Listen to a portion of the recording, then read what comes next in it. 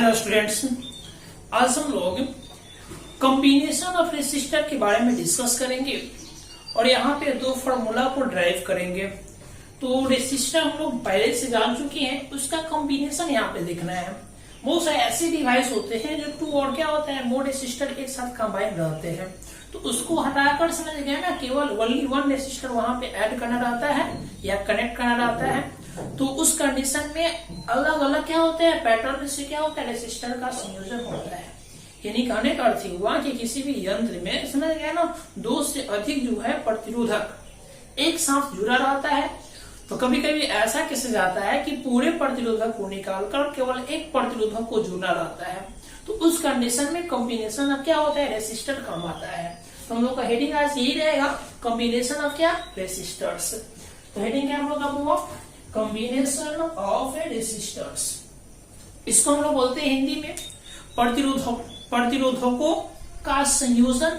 ठीक है, क्या बोलेंगे बुआ, प्रतिरोधकों का संयोजन। कहीं प्रतिरोधकों का संयोजन देगा और कहीं समूहन देता है। ठीक है, तो कहीं क्या बोलेगा, प्रतिरोधकों का क्या बोलेंगे, संयोजन या समूहन।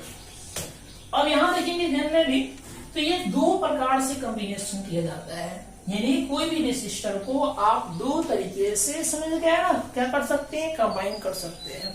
पहला आता है श्रेणी क्रम और दूसरा होता है क्या, पैरेलल क्रम। यानी कहने का अर्थ हुआ कि एक आप सीरीज कॉम्बिनेशन से प्रतिरोधक को जोड़ सकते हैं और दूसरा आप जो है समझ गए पैरेलल कॉम्बिनेशन से प्रतिरोधक को जोड़ सकते हैं। तो हम लोग दोनों के बारे में डिस्कस करेंगे, श्रेणी क्रम के बारे में भी और पैरेलल क्रम यानी पैरेलल के बारे में भी डिस्कस करेंगे। तो पहला हम लोग क्या है, सीरीज कॉम्बिनेशन ऑफ रेसिस्टर्स। यानी पहला है सीरीज कॉम्बिनेशन ऑफ रेसिस्टर्स। इसको क्या बोलेंगे, प्रतिरोधकों का श्रेणी क्रम संयोजन या समूहन भी आप वर्ड यूज कर सकते हैं। समझ में आ गया। अब दूसरा क्या है, पैरेलल कॉम्बिनेशन ऑफ रेसिस्टर्स। यानी दूसरा हम लोग का है पैरेलल कॉम्बिनेशन ऑफ रेसिस्टर। यानी इसको हिंदी में क्या बोलेंगे आप, प्रतिरोधकों का समांतर क्रम संयोजन। और ये इंपॉर्टेंट बन जाता है न्यूमेरिकल क्वेश्चन को हल करने के लिए।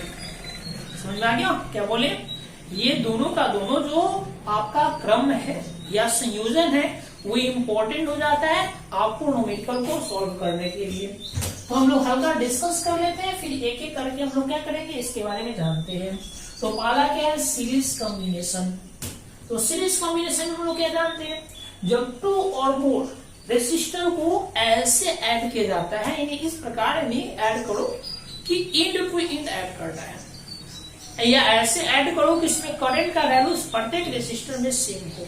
तो इस तरह के कॉम्बिनेशन हम लोग क्या बोलते हैं, सीरीज कॉम्बिनेशन। समझ में आ गया। और दूसरा देखेंगे पैरेलल कॉम्बिनेशन में, तो इसमें टू और मोर रेसिस्टर को इस प्रकार ऐड किया जाता है कि सभी रेसिस्टर का समझ गए इन पॉइंट किसी एक पॉइंट पर रहेगा और दूसरा अदर सभी रेसिस्टर का अदर जो पॉइंट है वो दूसरे पॉइंट पर रहेगा। यानी फाइनली करने का सेंस ये हुआ कि अगर सीरीज कॉम्बिनेशन को समझते हैं कैसे ऐड किया जाता है, तो रेसिस्टर जो होता है समझ गए, कम से कम आपको दो रेसिस्टर चाहिए, क्योंकि कोई भी संयोजन में मिनिमम दो रेसिस्टर होनी चाहिए। अगर दो से कम रेसिस्टर होगा तो आप इसको ऐड नहीं कर सकते, या फिर क्या होते हैं, कनेक्ट नहीं कर सकते हैं, या ये संयोजन का सूत्र नहीं प्राप्त कर सकते हैं। तो मिनिमम दो या तीन रेसिस्टर लेना रहता है। तो हम यहाँ पे तीन रेसिस्टर लेते हैं। तो मानिए ये पहला रेसिस्टर है, ये रेसिस्टर का सिंबल है। तो प्रत्येक रेसिस्टर का अलग अलग रेसिस्टेंस होता है। मान लीजिए ये रेसिस्टर तीन है, तो एक ये रेसिस्टर है, एक ये रेसिस्टर है, फिर क्या है, एक ये रेसिस्टर है। एक दो तीन रेसिस्टर मेरे पास अवेलेबल है। इसको एडिशन कैसे करना है, इसको हम लोग को जोड़ेगा कैसे है, इन टू इन ऐड करना है। मतलब इन टू इन का ये सेंस आता है कि इसको छोर से छोर, यानी पहला रेसिस्टर का दो छोर होगा, क्योंकि प्रत्येक रेसिस्टर का दो दो छोर होगा। तो पहला रेसिस्टर, फिर दूसरा रेसिस्टर, फिर तीसरा रेसिस्टर, तीनों रेसिस्टर है, तीनों का छोर अलग अलग है। तो इसका यहाँ है, इसका यहाँ है, इसका यहाँ है। तो पहला रेसिस्टर का एक छोर दूसरे रेसिस्टर के दूसरे छोर से ऐड होनी चाहिए, यानी इन टू इन हुआ। फिर दूसरा का दूसरा छोर पहला का तीसरा का पहला क्या होता है, छोर से ऐड होनी चाहिए। यानी फिर से समझते हैं, मान लीजिए कि R1 रेसिस्टर है, फिर ये हमारा R2 रेसिस्टर है, फिर ये हमारा R3 रेसिस्टर है। समझ आ गया, कितना रेसिस्टर है, 3। पहला रेसिस्टर का पहला छोर ये है, दूसरा छोर ये है ना। फिर दूसरा रेसिस्टर का पहला छोर ये है, ये वाला, और दूसरा छोर ये है। फिर थर्ड वाला रेसिस्टर का पहला छोर ये है, यहाँ से क्रॉसिंग पॉइंट है, और दूसरा छोर कौन है, ये है। तो पहला रेसिस्टर का दूसरा छोर, ठीक है, और दूसरा रेसिस्टर का पहला छोर। इसी प्रकार दूसरा रेसिस्टर का दूसरा छोर और तीसरा रेसिस्टर का पहला छोर कनेक्ट कर देते हैं या जोड़ देते हैं, तो इस प्रकार के संयोजन क्या कहलाएगा, इस प्रकार के संयोजन को हम लोग बोलते हैं सीरीज कॉम्बिनेशन ऑफ रेसिस्टर्स। क्या बोलते हैं, सीरीज कॉम्बिनेशन ऑफ रेसिस्टर्स। अब हम लोग देखेंगे पैरेलल वाला कैसे समझते हैं। तो पैरेलल में होता है क्या है, सभी रेसिस्टर्स को ऐसे रखा जाता है, कैसे, तो फिर यहाँ 3 रेसिस्टर लेते हैं। मान लीजिए पहला रेसिस्टर है, फिर यहाँ ये दूसरा रेसिस्टर है, और फिर यहाँ तीसरा रेसिस्टर है। तो सभी रेसिस्टर को ऐसे रखा जाता है कि सभी का पहला छोर एक बिंदु पर ऐड हो, यानी एक बिंदु पर कनेक्ट हो या मिले। फिर दूसरा छोर जो है, सभी रेसिस्टर का अदर छोर जो है, ठीक है ना, वो अदर बिंदु पर क्या हो, जुड़ा हो। तो इस प्रकार के अगर संयोजन मिल रहा है ना, तो इस प्रकार के कॉम्बिनेशन को हम लोग बोलते हैं, क्या हुआ, पैरेलल कॉम्बिनेशन ऑफ रेसिस्टर्स। समझ में आ गया। अब हम लोग को क्या करना है, एक एक का डिटेल जानना है और एक फॉर्मूला ड्राइव करना है। हम लोग क्या करेंगे, पहले सीरीज कॉम्बिनेशन का क्या करेंगे, एक फॉर्मूला ड्राइव कर लेते हैं। समझ में आ गया। तुम लोग का हेडिंग क्या रहेगा, हुआ हेडिंग यही रहेगा, सीरीज कॉम्बिनेशन ऑफ रेसिस्टर्स, यानी प्रतिरोधकों का श्रेणी क्रम में संयोजन।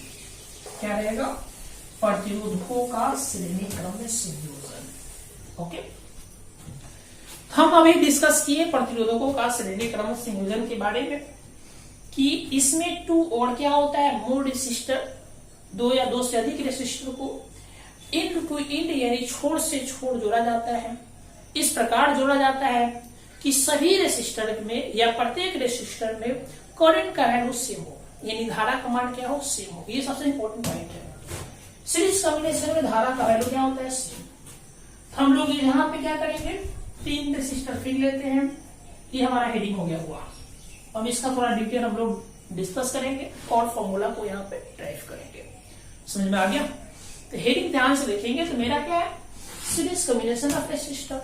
और अभी जस्ट हम लोग डिस्कस किए कि सीरीज कॉम्बिनेशन में प्रतिरोधकों को कैसे जोड़ते हैं, हुआ इंड टू इंड जोड़ते हैं। मान लीजिए फर्स्ट रेसिस्टर हो गया, ठीक है, इसी प्रकार ये सेकेंड रेसिस्टर हो गया, फिर इसी प्रकार ये थर्ड रेसिस्टर हो गया। तो मेरे पास क्या है, 3 रेसिस्टर अवेलेबल है, ठीक है। अब क्या करना है, यहां से वायर निकालकर और एक सेल से जोड़ देना है। क्या कर देना है, हुआ एक सेल से जोड़ देना है, ठीक है। तो यहाँ पे एक सेल दे देते हैं। तो सेल का सिंबल भी क्या होता है, 12 वाला की जो होता है प्लस 4 को इंडिकेट करता है, और छोटी वाली जो लकीर होता है, ठीक है ना, वो माइनस को बताता है। और एक से अधिक सेल जोड़ देते हैं तो वो बैटरी का काम करने लगता है, तो हम यहाँ बैटरी ही जोड़ देते हैं। एक सेल हो गया, एक और सेल जोड़ देंगे तो बन जाएगा क्या, बैटरी। अब ये हुआ कॉम्बिनेशन। तो बैटरी का कोई ना कोई वोल्टेज होगा ना जी।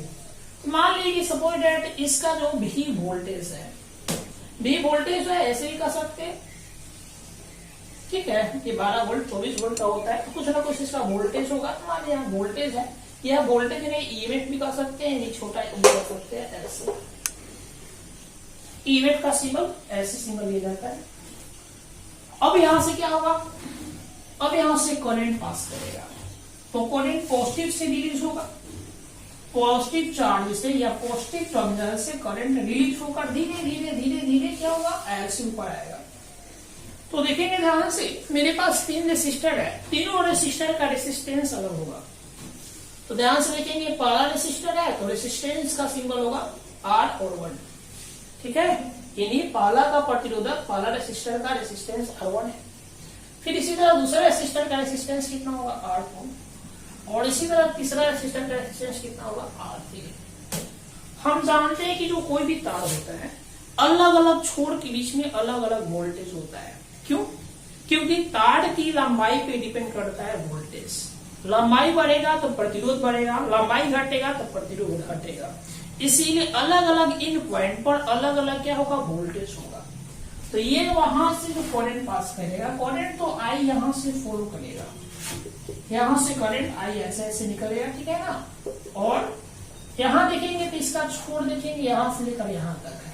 तो मान लीजिए पहला रेसिस्टर ए बी छोर के बीच में है, ए और बी इंड पॉइंट के बीच में पहला रेसिस्टर है। फिर बी और सी, ठीक है, बीसी इंड पॉइंट के बीच में दूसरा रेसिस्टर है, और सी और डी इंड पॉइंट के बीच में तीसरा रेसिस्टर है। तो हम कुल मिला के बात ये कर रहे हैं कि तार की लंबाई अलग अलग होने से वोल्टेज का वैल्यू चेंज हो जाता है। क्योंकि लंबाई डिफरेंट होने से प्रतिरोध का मान डिफरेंट होता है। समझ में आ गया? ये नहीं कहने का अर्थ हुआ कि लंबाई अलग अलग होने से प्रतिरोध का मान अलग अलग हो जाता है। इसीलिए अगर मान लीजिए कि R1 रेसिस्टेंस है, ए और बी के बीच में है, इसके बीच की लेंथ अलग है या इसका प्रतिरोध ही अलग है, R1 सेम तो है नहीं। इसी प्रकार बी और सी है, तो यहाँ प्रतिरोध क्या है, अलग, और सी और डी के बीच में R3 है प्रतिरोध, तो इसका भी तीनों प्रतिरोध अलग अलग है, तो वोल्टेज अलग अलग होगा तीनों में। वोल्टेज क्या होगा, बहुत डिफरेंट डिफरेंट है। तो यहाँ मानना पड़ेगा कि ए और बी के बीच में, समझ गया ना, ए और बी के बीच में V1 वोल्टेज है, या पोटेंशियल डिफरेंस कह सकते हैं इसको, यानी विभवांतर कहा जाता है कि दो बिंदुओं के बीच से, दो बिंदुओं पर उपस्थित विभव के अंतर को विभवांतर कहते हैं। इसीलिए बिंदु ए है, बिंदु बी है, तो यहाँ विभव होगा, यहाँ विभव होगा, दोनों का अंतर क्या होगा, विभवांतर, यानी पीडी। ए और बी के बीच में पोटेंशियल डिफरेंस कितना है, V। उसी प्रकार बी और सी के बीच में पोटेंशियल डिफरेंस कितना होगा, V2। और फिर सिमिलरली ऐसे ही ज्ञान कर लेंगे, तो सी और डी के बीच में पोटेंशियल डिफरेंस कितना होगा, V3। समझ में आ गया? तो हम ये बताना चाह रहे हैं आपको कि ए और बी के बीच में पोटेंशियल डिफरेंस V1 है, रेसिस्टेंस R1 है। फिर बी और सी के बीच में, समझ गए, पोटेंशियल डिफरेंस V2 है, ठीक है ना, और रेसिस्टेंस जो है यानी प्रतिरोध R2 है। सी और डी के बीच में रेसिस्टेंस कितना है, R3, और वोल्टेज कितना आपके पास, V3, या फिर आप पोटेंशियल डिफरेंस कह सकते हैं, या विभवांतर कितना है, V3। तो आप ये भी तो कह सकते हैं कि ए से लेकर और डी तक, ए से लेकर और डी तक के बीच में पोटेंशियल डिफरेंस कितना होगा, क्या कह सकते हैं जी, क्या कह सकते हैं वो, ए से लेकर डी के बीच में पोटेंशियल डिफरेंस कितना होगा, तो मान कर चलेंगे बी है। कहां से कहां तक है वो, तो ये है ए से, ठीक है, और डी के बीच में विभवांतर कितना है, V है। अब समझ आ गया, ए से डी के बीच में विभवांतर कितना हमारे पास, V है।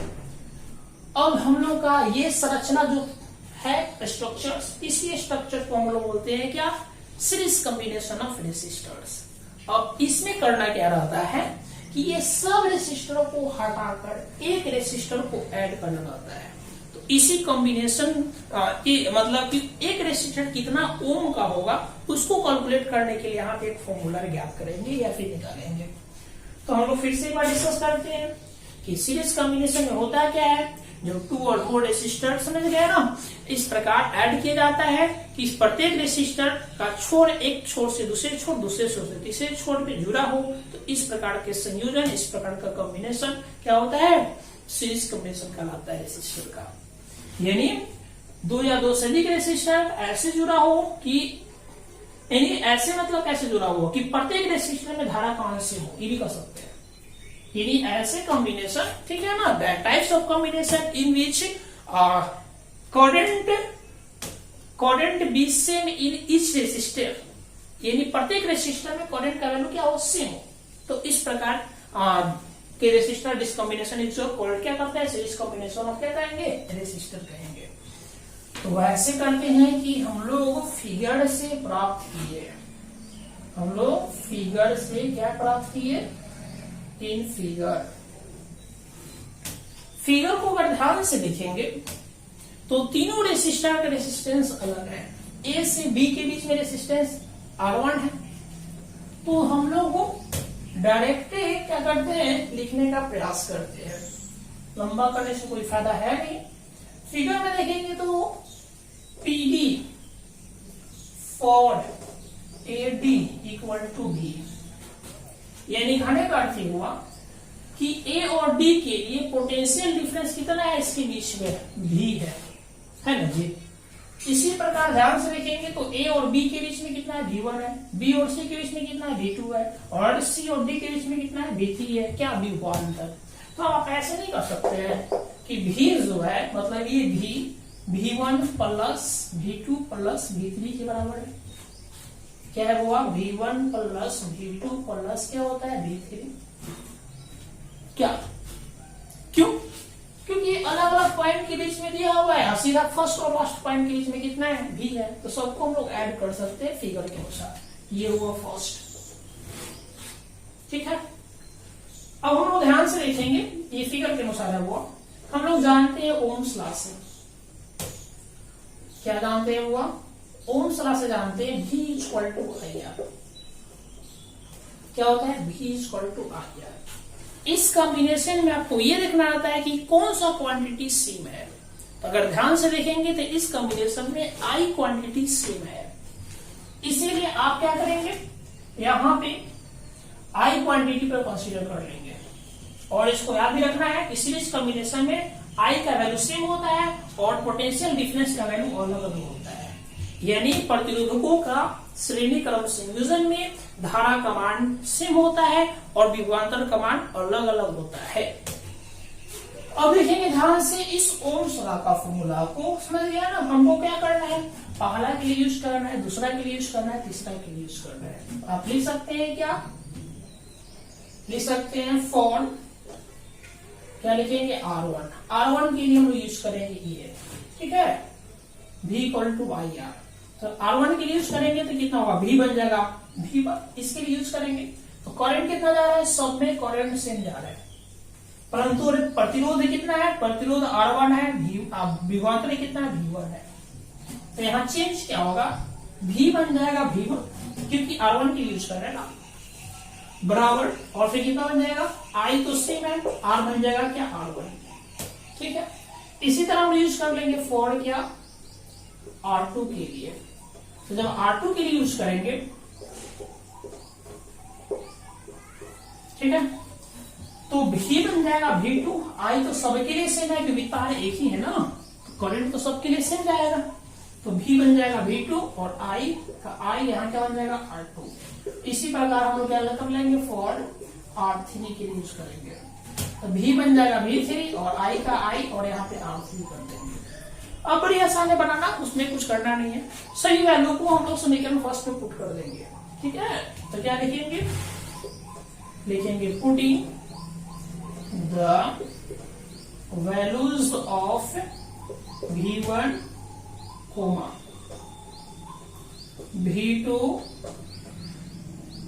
And V3 in first. ये सभी मानों को, सभी मानों मतलब क्या, V1, V2 और V3 के मानों को समीकरण 1 में रखने पर, तो जैसे ही समीकरण 1 में रखेंगे तो मेरे पास समीकरण 1 कितना है, V equal to V1 plus V2 plus V3, ठीक है।